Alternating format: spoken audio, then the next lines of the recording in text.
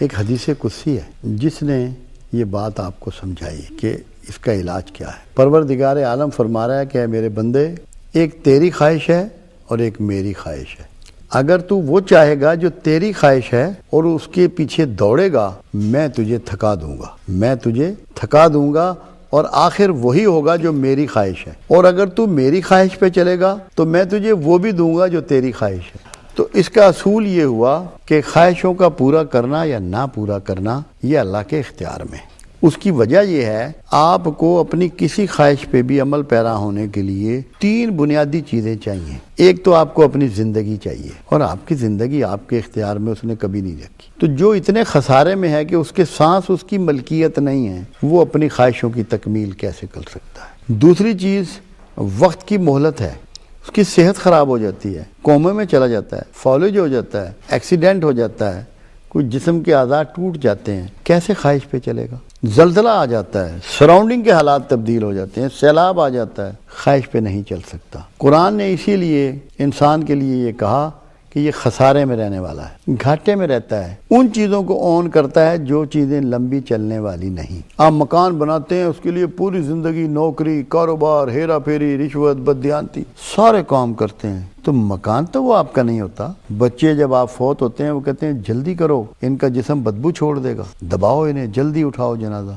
تو اگر آپ کا مکان ہوتا تو آپ کو اس سے نکال دیا جاتا، تو وہ تو مکان بھی آپ کا نہیں۔ یہ اللہ آپ کو سمجھا رہا ہے۔ آپ کہتے ہیں میں بڑا جاندار ہوں، میری بینائی بڑی اچھی ہے، میری آواز بڑی اچھی ہے، میری سوچ بڑی اچھی ہے، میرے کان بڑے اچھے ہیں، میرا جسم بڑا خوبصورت ہے۔ کیا سب کچھ نڈھال نہیں ہو جاتا؟ کیا سب کچھ کمزور نہیں ہو جاتا؟ کالے بال سفید نہیں ہو جاتے؟ سیدھی کمر جھک نہیں جاتی؟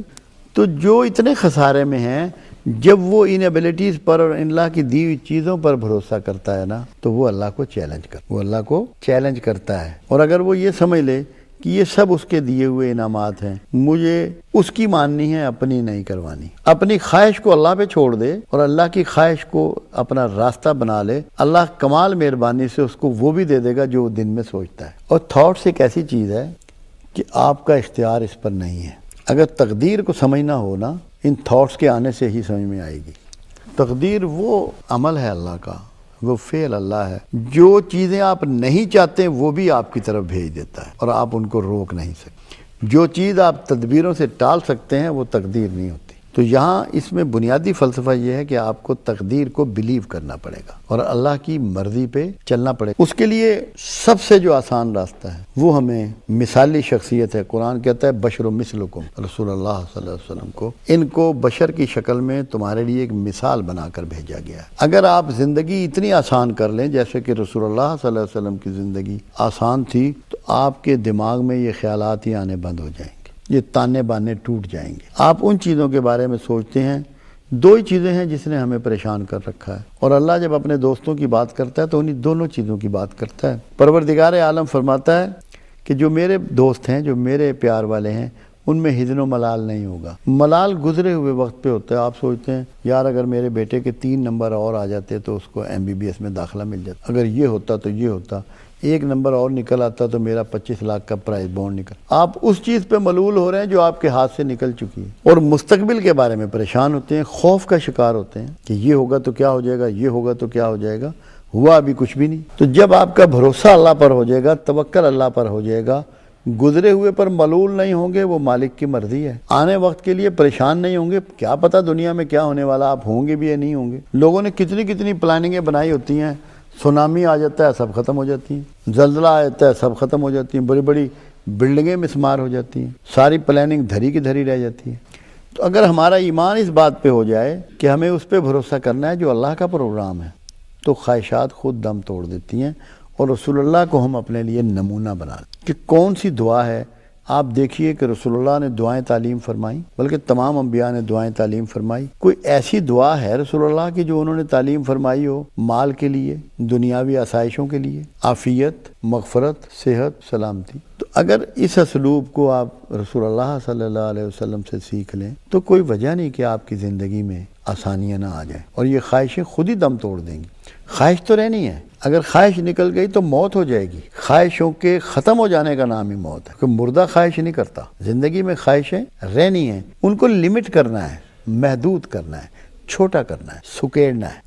اگر خواہشیں سکڑ گئی تو آپ کامیاب ہو جائیں گے۔ اور اب ہم آج جو کتنی فرسٹریشن ہے، کیا وجہ؟ خواہشیں بڑھ گئی ہیں، تقلید بڑھ گئی ہے، دوسرے کو دیکھ کے اس کی وہ کیا کہنے نقل بڑھ گئی ہے۔ یہ تو بہت امپورٹنٹ چیز ہے، اس کے لیے لوگوں کو اویئرنیس کی ضرورت ہے۔ لوگوں کو اس کے بارے میں آگاہی نہیں ہے، اویئرنیس نہیں ہے، لوگ نہیں جانتے، انتہائی پریشان ہیں اور خواہشیں کرتے چلے جاتے ہیں۔ آپ یقین جانیے، میں آپ کو اپنی اب ذاتی بات، آج آپ نے ایسا سوال کیا مجھے کرنی پڑ گئی، میں آج تک کے لیے قسم کھا کے یہ کہہ سکتا ہوں کہ میں نے اپنے مالک سے سوائے معافی کے کچھ نہیں مانگا۔ اس کی وجہ یہ ہے، میں یہ دیکھتا ہوں کہ کون سی نعمت ہے جو اس نے مجھے نہیں دی۔ اپنے رسول کی امت میں پیدا کر دیا، اس کے محبت کرنے والے گھرانے میں پیدا کر دیا، شکل اچھی دے دی، صحت اچھی دے دی، اور رزق اچھا دے دیا، نیک بیوی دے دی، بیٹا دے دیا، بیٹیاں دے دی، ان کی اولادیں دے دی، روزگار۔ تو مجھے شرم آتی ہے یہ سوچ کر کہ میں اس سے خواہشوں کا اظہار ہی کرتا رہوں۔ جو اس نے اتنے انعامات دیے ہیں اس کا تو میں شکر نہیں کر رہا۔ اگر ہم اس انداز میں سوچنا شروع کر دیں کہ اس کے انعامات اور کرم تو بے شمار ہیں،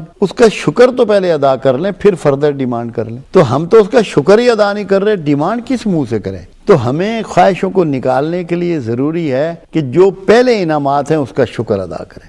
ہاں، جب اس کا شکر ادا کریں، آپ دیکھیں سلیمان علیہ السلام جیسا جید پیغمبر اللہ کا کیا کہہ رہا ہے کہ جب اللہ تعالیٰ نے ان کو زمین پہ بہت بڑی حکومت دی، پیغمبری بھی دی، تو وہ فرما رہے ہیں اے پروردگار عالم، اب مجھے شکر ادا کرنے کا طریقہ اور توفیق بھی عطا فرما۔